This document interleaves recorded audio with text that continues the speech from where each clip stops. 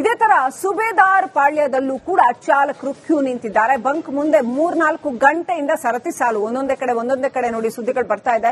ಯಾವ ರೀತಿಯಲ್ಲಿ ಆಟೋ ಚಾಲಕರು ಕ್ಯೂ ನಿಲ್ತಾ ಇದ್ದಾರೆ ಅಂತ. ಕೇವಲ ಆಟೋ ಚಾಲಕರ ವಿಚಾರ ಮಾತ್ರ ಅಲ್ಲ ಇದು. ಯಾರೋ ಒಬ್ರು ಗರ್ಭಿಣಿ, ಬಾಣಂತಿಯರು, ವಯಸ್ಸಾದವರು, ವೃದ್ಧರು ಆಸ್ಪತ್ರೆಗೆ ಹೋಗ್ಬೇಕು, ಅವ್ರಿಗೆ ವೆಹಿಕಲ್ ಇಲ್ಲ ಅಂತಂದ್ರೆ ಆಟೋ ಅಲ್ಲದೆ ಬೇರೆ ಏನು ಸಿಗುತ್ತೆ ಅವರಿಗೆ?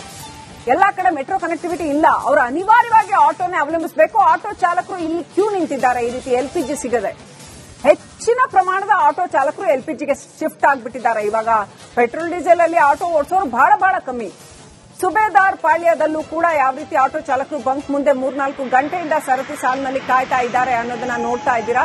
ಕಳೆದ ಒಂದು ವಾರದಿಂದ, ಯಾಕೆ ಅದಕ್ಕೂ ಹೆಚ್ಚು ದಿನಗಳಿಂದ ರಿಪಬ್ಲಿಕ್ ಕನ್ನಡ ರಾಜ್ಯಾದ್ಯಂತ ಆಟೋ ಚಾಲಕರ ಈ LPG ಸಮಸ್ಯೆ ಕುರಿತಾಗಿ ವರದಿ ಮಾಡ್ತಾನೆ ಇದೆ. ಇವತ್ತು ಅಂತೂ ಇಂತೂ ರಿಪ್ಲೈ ಮಾಡಿರುವಂತಹ KH ಮುನಿಯಪ್ಪನವರು ಇವತ್ತು ಮಾತನಾಡಿದ್ದಾರೆ. ಸಾಧ್ಯ ಆದ್ರೆ ಏಪ್ರಿಲ್ 5ನೇ ತಾರೀಕು ಮೀಟಿಂಗ್ ಕರಿತೀನಿ ಅಂತ ಹೇಳಿದ್ದಾರೆ. ಅಧಿಕಾರಿಗಳು ಚುನಾವಣೆನಲ್ಲಿ ಬ್ಯುಸಿ ಅಂತೆ. ಚುನಾವಣೆ ಮಾಡೋರು ಮಾತ್ರ ಮನುಷ್ಯ ಸ್ವಾಮಿ, ಬೇರೆ ಬೇರೆ ಆಟೋ ಚಾಲಕರು ಇವರೆಲ್ಲ ನಮ್ಮ ರಾಜ್ಯದ ಪ್ರಜೆಗಳಲ್ವಾ? ಅದಕ್ಕೆ 5ನೇ ತಾರೀಕುವರೆಗೂ ಯಾಕೆ ಕಾಯಬೇಕು? ಅಲ್ಲಿವರೆಗೂ LPG ಸಿಕ್ಕಿಲ್ಲ ಅಂತಂದ್ರೆ ಅವ್ರು ಏನ್ ಮಾಡ್ಬೇಕು ಆಟೋ ಚಾಲಕರು?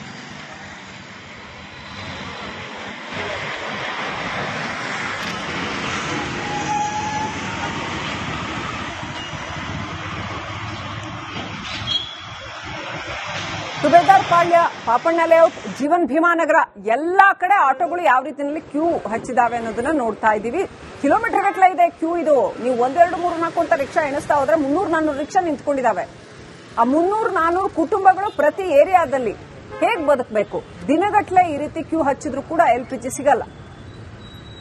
3 ದಿನನೋ 4 ದಿನನೋ ಅಷ್ಟು ದಿನಕ್ಕೆ ಒಂದ್ಸರಿ LPG ಸಿಲಿಂಡರ್ ಸಿಕ್ಕಿದ್ರೆ 1 ದಿನದ ದುಡಿಮೆ ಆಗತ್ತೆ. ಉಳಿದ ದಿನ ಹೇಗ್ ಬದುಕಬೇಕು ಅವರು?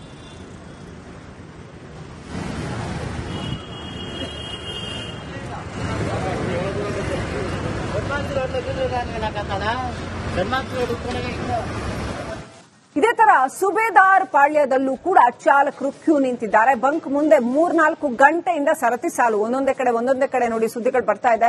ಯಾವ ರೀತಿಯಲ್ಲಿ ಆಟೋ ಚಾಲಕರು ಕ್ಯೂ ನಿಲ್ತಾ ಇದ್ದಾರೆ ಅಂತ. ಕೇವಲ ಆಟೋ ಚಾಲಕರ ವಿಚಾರ ಮಾತ್ರ ಅಲ್ಲ ಇದು.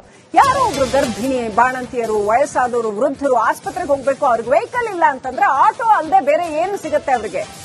ಎಲ್ಲಾ ಕಡೆ ಮೆಟ್ರೋ ಕನೆಕ್ಟಿವಿಟಿ ಇಲ್ಲ, ಅವರು ಅನಿವಾರ್ಯವಾಗಿ ಆಟೋನೇ ಅವಲಂಬಿಸಬೇಕು. ಆಟೋ ಚಾಲಕರು ಇಲ್ಲಿ ಕ್ಯೂ ನಿಂತಿದ್ದಾರೆ. ಈ ರೀತಿ LPG ಸಿಗದೆ ಹೆಚ್ಚಿನ ಪ್ರಮಾಣದ ಆಟೋ ಚಾಲಕರು LPGಗೆ ಶಿಫ್ಟ್ ಆಗಿಬಿಟ್ಟಿದ್ದಾರೆ. ಇವಾಗ ಪೆಟ್ರೋಲ್ ಡೀಸೆಲ್ ಅಲ್ಲಿ ಆಟೋ ಓಡಿಸೋರು ಬಹಳ ಕಮ್ಮಿ. ಸುಬೇದಾರ್ ಪಾಳ್ಯದಲ್ಲೂ ಕೂಡ ಯಾವ ರೀತಿ ಆಟೋ ಚಾಲಕರು ಬಂಕ್ ಮುಂದೆ 3-4 ಗಂಟೆಯಿಂದ ಸರತಿ ಸಾಲಿನಲ್ಲಿ ಕಾಯ್ತಾ ಇದ್ದಾರೆ ಅನ್ನೋದನ್ನ ನೋಡ್ತಾ ಇದ್ದೀರಾ. ಕಳೆದ ಒಂದು ವಾರದಿಂದ, ಯಾಕೆ ಅದಕ್ಕೂ ಹೆಚ್ಚು ದಿನಗಳಿಂದ ರಿಪಬ್ಲಿಕ್ ಕನ್ನಡ ರಾಜ್ಯಾದ್ಯಂತ ಆಟೋ ಚಾಲಕರ ಈ LPG ಸಮಸ್ಯೆ ಕುರಿತಾಗಿ ವರದಿ ಮಾಡ್ತಾನೆ ಇದೆ. ಇವತ್ತು ಅಂತೂ ಇಂತೂ ರಿಪ್ಲೈ ಮಾಡಿರುವಂತಹ KH ಮುನಿಯಪ್ಪನವರು ಇವತ್ತು ಮಾತನಾಡಿದ್ದಾರೆ. ಸಾಧ್ಯ ಆದ್ರೆ ಏಪ್ರಿಲ್ 5ನೇ ತಾರೀಕು ಮೀಟಿಂಗ್ ಕರಿತೀನಿ ಅಂತ ಹೇಳಿದ್ದಾರೆ. ಅಧಿಕಾರಿಗಳು ಚುನಾವಣೆನಲ್ಲಿ ಬ್ಯುಸಿ ಅಂತೆ. ಚುನಾವಣೆ ಮಾಡೋರು ಮಾತ್ರ ಮನುಷ್ಯ ಸ್ವಾಮಿ, ಬೇರೆ ಬೇರೆ ಆಟೋ ಚಾಲಕರು ಇವರೆಲ್ಲ ನಮ್ಮ ರಾಜ್ಯದ ಪ್ರಜೆಗಳಲ್ವಾ? ಅದಕ್ಕೆ 5ನೇ ತಾರೀಕುವರೆಗೂ ಯಾಕೆ ಕಾಯಬೇಕು? ಅಲ್ಲಿವರೆಗೂ LPG ಸಿಕ್ಕಿಲ್ಲ ಅಂತಂದ್ರೆ ಅವ್ರು ಏನ್ ಮಾಡ್ಬೇಕು ಆಟೋ ಚಾಲಕರು?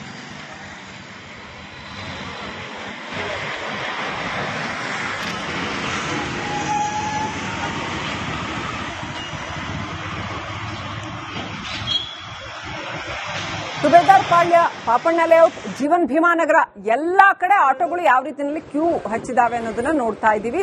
ಕಿಲೋಮೀಟರ್ ಗಟ್ಟಲೆ ಇದೆ ಕ್ಯೂ. ಇದು ನೀವು 1, 2, 3, 4 ಅಂತ ರಿಕ್ಷಾ ಎಣಿಸ್ತಾ ಹೋದ್ರೆ 300-400 ರಿಕ್ಷಾ ನಿಂತ್ಕೊಂಡಿದ್ದಾವೆ. ಆ 300-400 ಕುಟುಂಬಗಳು ಪ್ರತಿ ಏರಿಯಾದಲ್ಲಿ ಹೇಗ್ ಬದುಕಬೇಕು? ದಿನಗಟ್ಟಲೆ ಈ ರೀತಿ ಕ್ಯೂ ಹಚ್ಚಿದ್ರು ಕೂಡ LPG ಸಿಗಲ್ಲ. 3 ದಿನನೋ 4 ದಿನನೋ ಅಷ್ಟು ದಿನಕ್ಕೆ ಒಂದ್ಸರಿ LPG ಸಿಲಿಂಡರ್ ಸಿಕ್ಕಿದ್ರೆ 1 ದಿನದ ದುಡಿಮೆ ಆಗತ್ತೆ. ಉಳಿದ ದಿನ ಹೇಗ್ ಬದುಕಬೇಕು ಅವರು?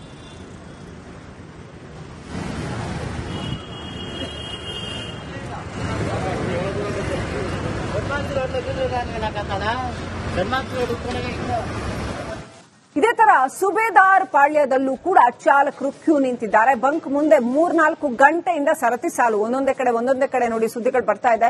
ಯಾವ ರೀತಿಯಲ್ಲಿ ಆಟೋ ಚಾಲಕರು ಕ್ಯೂ ನಿಲ್ತಾ ಇದ್ದಾರೆ ಅಂತ. ಕೇವಲ ಆಟೋ ಚಾಲಕರ ವಿಚಾರ ಮಾತ್ರ ಅಲ್ಲ ಇದು.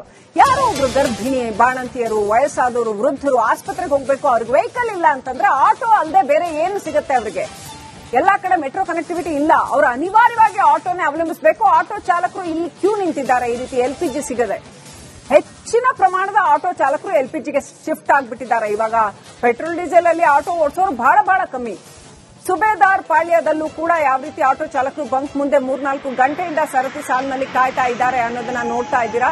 ಕಳೆದ ಒಂದು ವಾರದಿಂದ, ಯಾಕೆ ಅದಕ್ಕೂ ಹೆಚ್ಚು ದಿನಗಳಿಂದ ರಿಪಬ್ಲಿಕ್ ಕನ್ನಡ ರಾಜ್ಯಾದ್ಯಂತ ಆಟೋ ಚಾಲಕರ ಈ ಎಲ್ಪಿಜಿ ಸಮಸ್ಯೆ ಕುರಿತಾಗಿ ವರದಿ ಮಾಡ್ತಾನೆ ಇದೆ.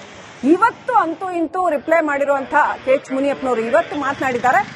ಸಾಧ್ಯ ಆದ್ರೆ ಏಪ್ರಿಲ್ 5ನೇ ತಾರೀಕು ಮೀಟಿಂಗ್ ಕರಿತೀನಿ ಅಂತ ಹೇಳಿದ್ದಾರೆ. ಅಧಿಕಾರಿಗಳು ಚುನಾವಣೆಯಲ್ಲಿ ಬ್ಯುಸಿ ಅಂತೆ.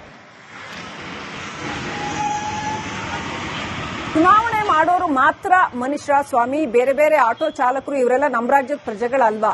ಅದಕ್ಕೆ 5ನೇ ತಾರೀಕುವರೆಗೂ ಯಾಕೆ ಕಾಯಬೇಕು? ಅಲ್ಲಿವರೆಗೂ ಎಲ್ಪಿಜಿ ಸಿಕ್ಕಿಲ್ಲ ಅಂತಂದ್ರೆ ಅವ್ರು ಏನ್ ಮಾಡ್ಬೇಕು ಆಟೋ ಚಾಲಕರು?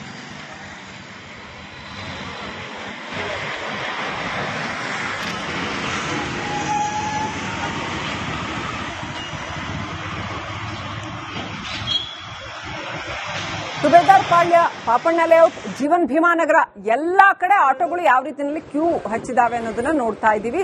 ಕಿಲೋಮೀಟರ್ ಗಟ್ಟಲೆ ಇದೆ ಕ್ಯೂ. ಇದು ನೀವು 1, 2, 3, 4 ಅಂತ ರಿಕ್ಷಾ ಎಣಿಸ್ತಾ ಹೋದ್ರೆ 300-400 ರಿಕ್ಷಾ ನಿಂತ್ಕೊಂಡಿದ್ದಾವೆ. ಆ 300-400 ಕುಟುಂಬಗಳು ಪ್ರತಿ ಏರಿಯಾದಲ್ಲಿ ಹೇಗ್ ಬದುಕಬೇಕು? ದಿನಗಟ್ಟಲೆ ಈ ರೀತಿ ಕ್ಯೂ ಹಚ್ಚಿದ್ರು ಕೂಡ ಎಲ್ಪಿಜಿ ಸಿಗಲ್ಲ. 3 ದಿನನೋ 4 ದಿನನೋ ಅಷ್ಟು ದಿನಕ್ಕೆ ಒಂದ್ಸರಿ ಎಲ್ಪಿಜಿ ಸಿಲಿಂಡರ್ ಸಿಕ್ಕಿದ್ರೆ 1 ದಿನದ ದುಡಿಮೆ ಆಗತ್ತೆ. ಉಳಿದ ದಿನ ಹೇಗ್ ಬದುಕಬೇಕು ಅವರು?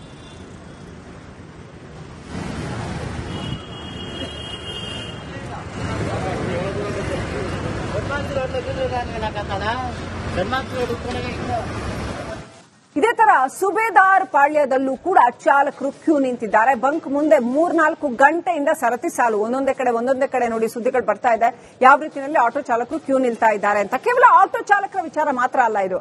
ಯಾರೋ ಒಬ್ರು ಗರ್ಭಿಣಿ, ಬಾಣಂತಿಯರು, ವಯಸ್ಸಾದವರು, ವೃದ್ಧರು ಆಸ್ಪತ್ರೆಗೆ ಹೋಗ್ಬೇಕು, ಅವ್ರಿಗೆ ವೆಹಿಕಲ್ ಇಲ್ಲ ಅಂತಂದ್ರೆ ಆಟೋ ಅಲ್ಲದೆ ಬೇರೆ ಏನು ಸಿಗುತ್ತೆ ಅವರಿಗೆ? ಎಲ್ಲಾ ಕಡೆ ಮೆಟ್ರೋ ಕನೆಕ್ಟಿವಿಟಿ ಇಲ್ಲ. ಅವರು ಅನಿವಾರ್ಯವಾಗಿ ಆಟೋನೇ ಅವಲಂಬಿಸಬೇಕು. ಆಟೋ ಚಾಲಕರು ಇಲ್ಲಿ ಕ್ಯೂ ನಿಂತಿದ್ದಾರೆ ಈ ರೀತಿ ಎಲ್ಪಿಜಿ ಸಿಗದೆ. ಹೆಚ್ಚಿನ ಪ್ರಮಾಣದ ಆಟೋ ಚಾಲಕರು ಎಲ್ಪಿಜಿಗೆ ಶಿಫ್ಟ್ ಆಗಿಬಿಟ್ಟಿದ್ದಾರೆ. ಇವಾಗ ಪೆಟ್ರೋಲ್ ಡೀಸೆಲ್ ಅಲ್ಲಿ ಆಟೋ ಓಡಿಸೋರು ಬಹಳ ಕಮ್ಮಿ. ಸುಬೇದಾರ್ ಪಾಳ್ಯದಲ್ಲೂ ಕೂಡ ಯಾವ ರೀತಿ ಆಟೋ ಚಾಲಕರು ಬಂಕ್ ಮುಂದೆ 3-4 ಗಂಟೆಯಿಂದ ಸರತಿ ಸಾಲಿನಲ್ಲಿ ಕಾಯ್ತಾ ಇದ್ದಾರೆ ಅನ್ನೋದನ್ನ ನೋಡ್ತಾ ಇದ್ದೀರಾ. ಕಳೆದ ಒಂದು ವಾರದಿಂದ, ಯಾಕೆ ಅದಕ್ಕೂ ಹೆಚ್ಚು ದಿನಗಳಿಂದ ರಿಪಬ್ಲಿಕ್ ಕನ್ನಡ ರಾಜ್ಯಾದ್ಯಂತ ಆಟೋ ಚಾಲಕರ ಈ ಎಲ್ಪಿಜಿ ಸಮಸ್ಯೆ ಕುರಿತಾಗಿ ವರದಿ ಮಾಡ್ತಾನೆ ಇದೆ. ಇವತ್ತು ಅಂತೂ ಇಂತೂ ರಿಪ್ಲೈ ಮಾಡಿರುವಂತಹ ಕೆಎಚ್ ಮುನಿಯಪ್ಪನವರು ಇವತ್ತು ಮಾತನಾಡಿದ್ದಾರೆ. ಸಾಧ್ಯ ಆದ್ರೆ ಏಪ್ರಿಲ್ 5ನೇ ತಾರೀಕು ಮೀಟಿಂಗ್ ಕರಿತೀನಿ ಅಂತ ಹೇಳಿದ್ದಾರೆ. ಅಧಿಕಾರಿಗಳು ಚುನಾವಣೆಯಲ್ಲಿ ಬ್ಯುಸಿ ಅಂತೆ. ಚುನಾವಣೆ ಮಾಡೋರು ಮಾತ್ರ ಮನುಷ್ಯ ಸ್ವಾಮಿ, ಬೇರೆ ಬೇರೆ ಆಟೋ ಚಾಲಕರು ಇವರೆಲ್ಲ ನಮ್ಮ ರಾಜ್ಯದ ಪ್ರಜೆಗಳಲ್ವಾ? ಅದಕ್ಕೆ 5ನೇ ತಾರೀಕುವರೆಗೂ ಯಾಕೆ ಕಾಯಬೇಕು? ಅಲ್ಲಿವರೆಗೂ ಎಲ್ಪಿಜಿ ಸಿಕ್ಕಿಲ್ಲ ಅಂತಂದ್ರೆ ಅವ್ರು ಏನ್ ಮಾಡ್ಬೇಕು ಆಟೋ ಚಾಲಕರು?